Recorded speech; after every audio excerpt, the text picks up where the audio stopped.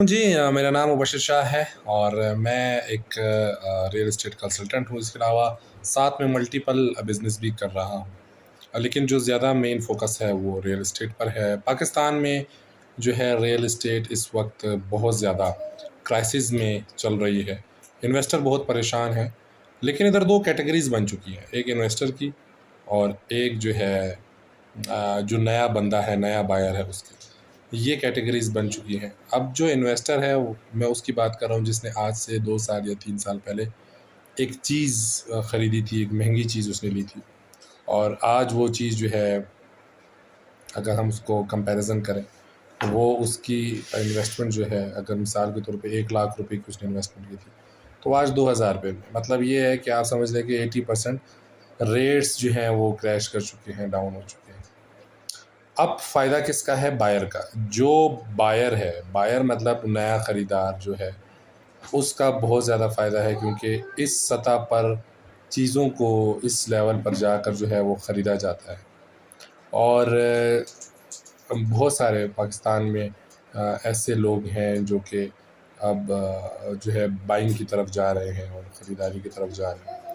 इसमें फ़ायदा किसको हो रहा है? मैं आपको बताता हूँ। देखिए, फ़ायदा इसमें एक तो बायर है, उसको हो रहा है, जो लॉन्ग टर्म के लिए फ़ायदा होगा, क्योंकि वो ख़रीदेगा सस्ती चीज़ और फिर महंगा जो है वो उसको करके बेचेगा, सेल करेगा, महंगी करके बेचेगा वो आने वाले वक्त में। वो होल्डिंग पावर पे डिपेंड करता है, कितने अरसे के लिए वो होल्ड करता है, फिर उसको कितना फ़ायदा होता है। इसमें जो शॉर्ट टर्म जो फ़ायदा है वो किसको है? वो शॉर्ट टर्म फ़ायदा जो है वो डीलर को है। जो डील करवा रहा है उसको फ़ायदा है, और डीलर का बिज़नेस भी जो है वो डेफ़िनेटली बढ़ रहा है, क्योंकि जब भी चीज़ें सस्ती हो जाती हैं तो लोगों की रिक्वायरमेंट आती है, और अब लोगों की रिक्वायरमेंट आना शुरू हो गई ऑलमोस्ट, और लोग जो है मांग रहे हैं, चीज़ें मांग रहे हैं, लोग ख़रीदना चाह रहे हैं रियल एस्टेट इंडस्ट्री को एक दफ़ा फिर जो है बूस्ट लगेगा, ये ग्रो करेगी बहुत जल्दी। तो कहने का मकसद ये है इन तमाम बातों का कि अगर आपके पास परचेजिंग पावर है, यानी कि आप रियल एस्टेट ख़रीदना, पावर लाजमी नहीं है, अगर आपके पास ये थॉट है, अगर आप ख़रीदना चाहते हैं, अगर आप रियल एस्टेट लेना चाहते हैं और अपना सरमाया ज़मीन में जो है वो लगाना चाहते हैं, प्रॉपर्टी में लगाना चाहते हैं, तो definitely this is the time to take decision. और डेफ़िनेटली आप जो है जब भी आप ख़रीदेंगे तो आपको, लेकिन लॉन्ग टर्म के लिए आपने अपनी थॉट्स रखनी है कि 1 साल से ऊपर ही का अरसा जो है आप कम से कम वेट करेंगे, और इंशाल्लाह 1 साल बाद पाकिस्तान में इंडस्ट्री जो है वापस ऊपर आएगी। अच्छा जनाब, इससे इससे हट के अगर हम बात करें कि अब कौन-कौन से शहर हैं पाकिस्तान में जहाँ रियल एस्टेट में इन्वेस्टमेंट करनी चाहिए। देखिए, पेशावर है, इस्लामाबाद है, कराची है, लाहौर है, क्वेटा है।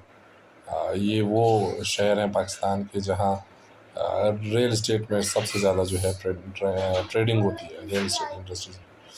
तो इसमें जो है आपने कोशिश ये करनी है कि ट्रेडिंग इन्हीं शहरों में करनी है, ये बड़े शहर हैं।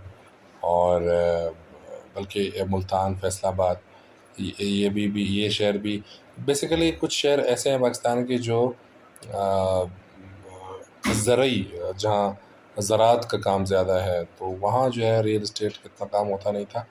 लेकिन अब जब लोगों ने देखा कि यार रियल एस्टेट इंडस्ट्री बहुत बड़े लेवल पे जा रही है, बहुत बड़ा हमें जो है वो प्रॉफिट देगी बड़ा, तो लोगों ने आहिस्ता-आहिस्ता इसके ऊपर जो है वो रियल एस्टेट इंडस्ट्री के ऊपर जो है सोचना शुरू कर दिया है और आना शुरू हो गए हैं।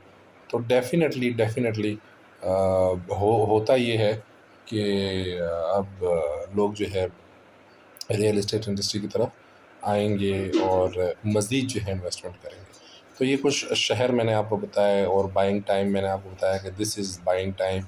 इन्वेस्टर पुराना इन्वेस्टर जो है डेफ़िनेटली वो अब उसकी चीज़ उस रेट पे बिकेगी नहीं, तो वो परेशान रहेगा। लेकिन लाज़मी बात है, उसका एक फ़ायदा ये है कि कम से कम उसकी जो अमाउंट है वो खुल जाएगी। तो इस चीज़ का तो हमें फ़ायदा डेफ़िनेटली होगा, होना भी चाहिए कि हमने बायर को जो है वो देखना है। तो इंशाल्लाह मज़ीद वीडियोज़ के साथ फिर एक दफ़ा आएँगे आपकी खिदमत में।